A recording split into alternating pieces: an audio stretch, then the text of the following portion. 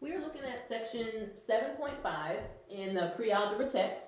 It is on page 318. We're talking about direct variation. And so we're going to possibly do this in two parts. I know I'm going to do the first part today. We may cover the second part during class, or I may have a separate video for part 2. So we'll see which way it works out the best.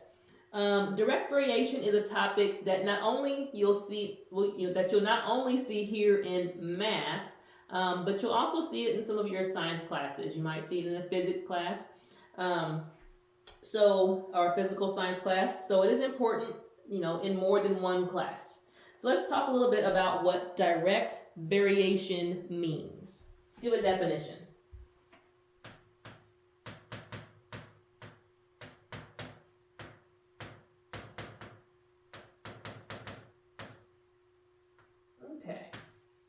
So in general, just going off of the terms, direct variation, it says that, if you have two things, one thing will vary or change based directly on the other, okay? That they go together, so to speak. That as one part increases, the other one will also increase. They vary directly. Or the opposite, as one goes down, the other value is expected to go down, okay? They vary directly or together, all right?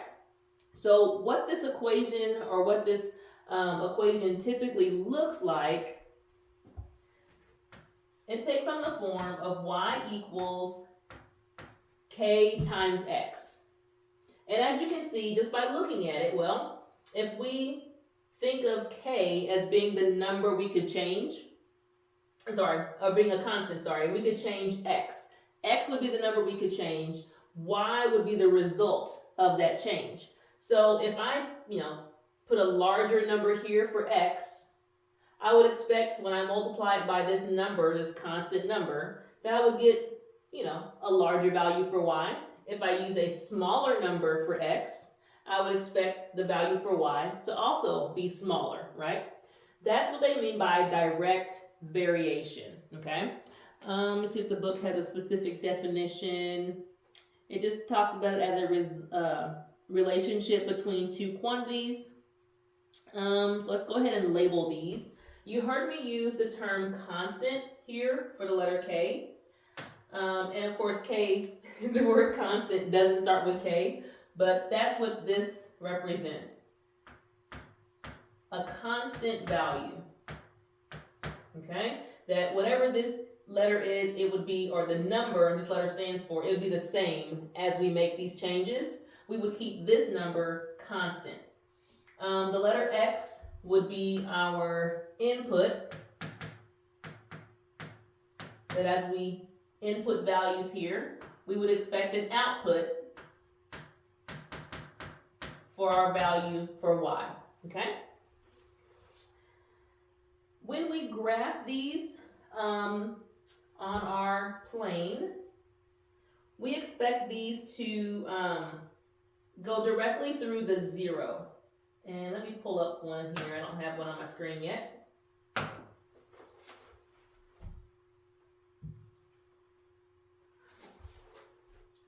And this is example 7.5a.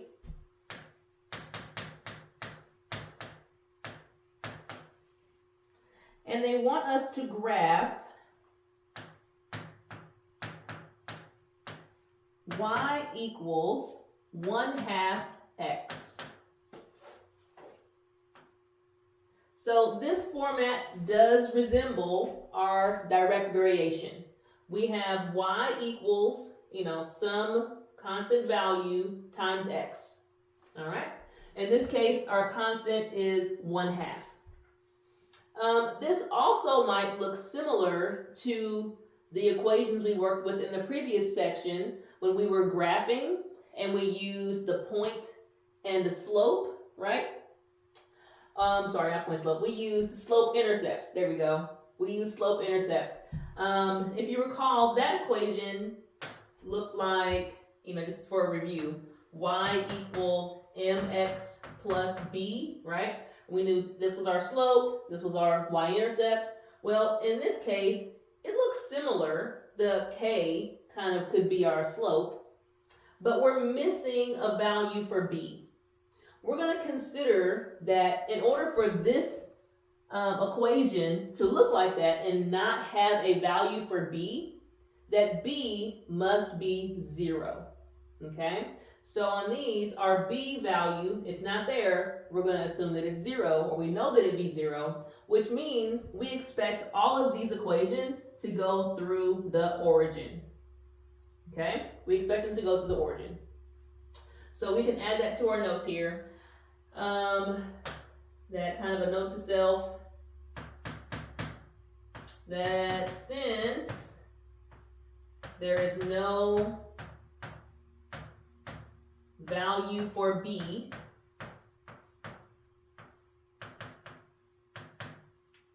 which we know is a y-intercept, the equation, the graph, let me put the graph. The graph of the equation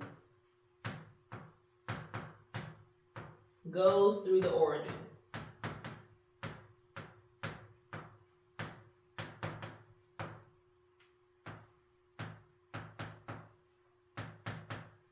Okay?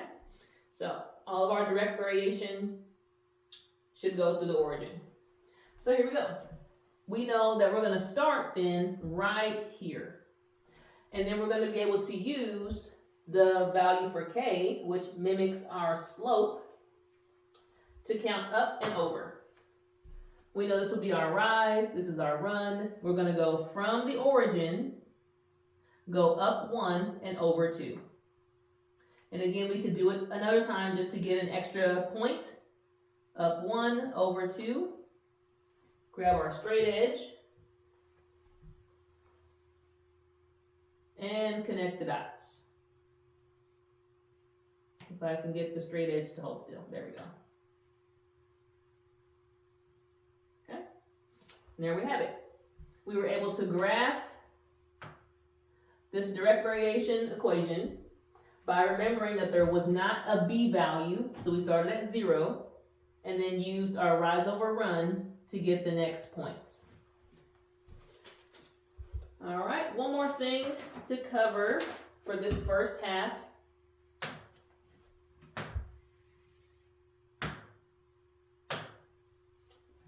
And that is non-proportional relationships. So we'll say proportional versus non-proportional.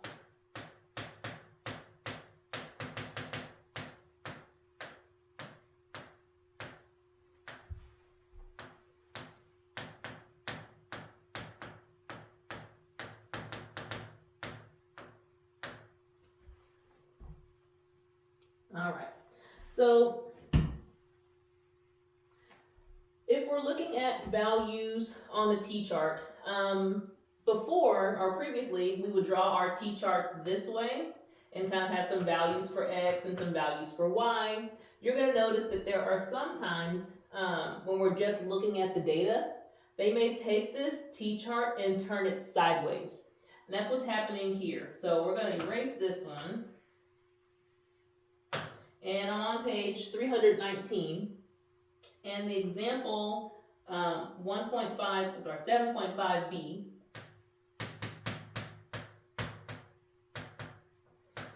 they have a list of values, but our t-chart now looks sideways. We have x and y, and they've already filled in the numbers. Okay, so we're saying when x is 3, y is 2. When x is 6, y is 4. Now, we don't know the equation. They didn't give us, what was the y equals equation that goes with these. They just gave us the data. Our job will then be to make some conclusions based off what the relationship is between these numbers. Okay? If the relationship between these each set of ordered pairs is proportional, has the same value, we'll say that these values are proportional. This is a proportional relationship. If they are not, we would say that it is a non-proportional relationship. So let's see what we mean.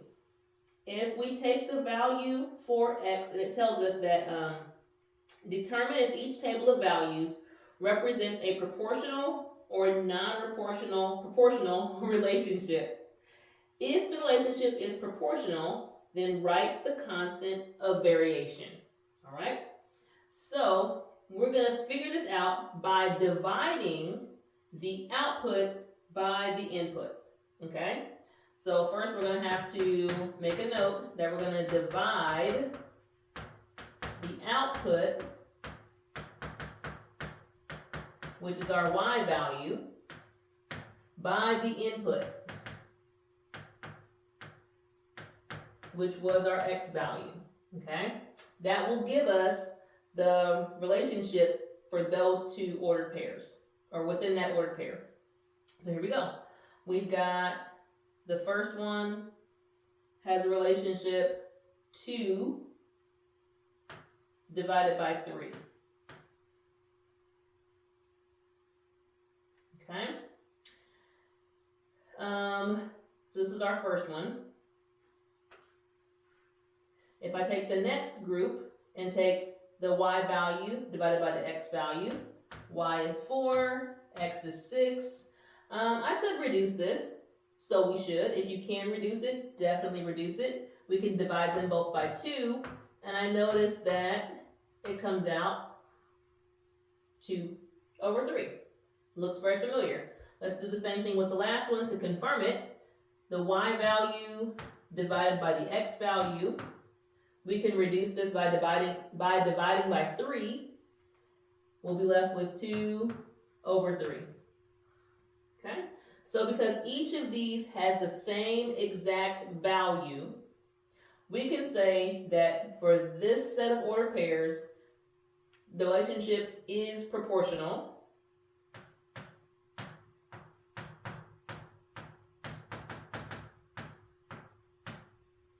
And not only that, we also know what the constant value is, okay? What the value for k would be.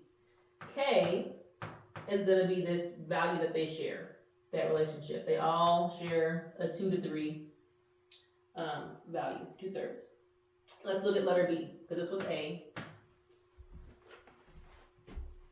So for comparison, the values on example B for x and y, we've got 1/2, 2/3, 3/4.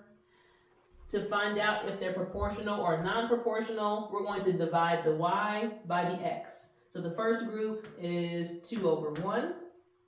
That really doesn't reduce. I guess I could say it's 2. The next one, y divided by x, would be 3/2. That doesn't reduce. I'm not going to make it a mixed number, so I'm going to leave it improper and say this relationship is 3/2. And then 4/3 also does not reduce. Okay? So these do not match.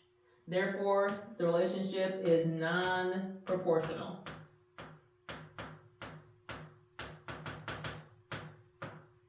Okay? Because it's non-proportional, there is not a value for k. There is no constant. So no need to list a constant. All right, so hopefully this is making sense. If not, bring your questions to class and I'll see you soon.